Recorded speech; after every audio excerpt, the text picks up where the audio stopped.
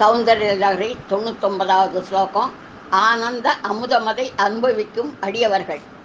சரஸ்வத்யா லக்ஷ்மியா விதிஹரிசபந்தோ விகரதே ரதே பாதிவ்ரத்யம் சிதிலயதி சம்யேன வபுஷா சிரம் ஜீவன்னேவ க்ஷமித பசுபாச விவ்யதிகரா பரானந்தாபிக்யாம்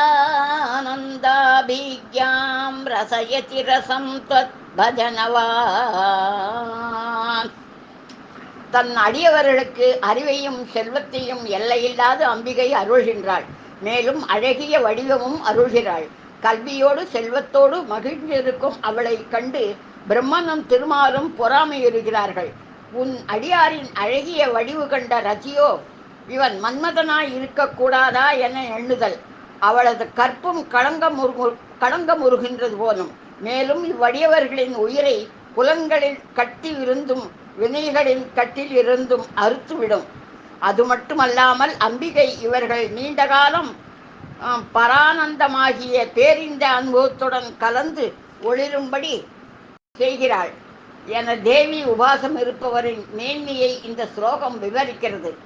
பாராயண பயன் இப்பாடலின் பொருளேயாகும். இதுக்கு ஒப்புமிக்க அபிராமி அந்தாதி பாடல் 8. சுந்தரி எந்தை துணை என் பாசத் தொடரையெல்லாம் வந்தரி சிந்தூர வண்ணத்தினாள் மகிடன் தலைமேல் அந்தரி நீவி அழியாத கன்னிகை ஆரணத்தோன் சுந்தரி கைத்தலத்தாள் மலர்ந்தாள் என் கருத்தனவே.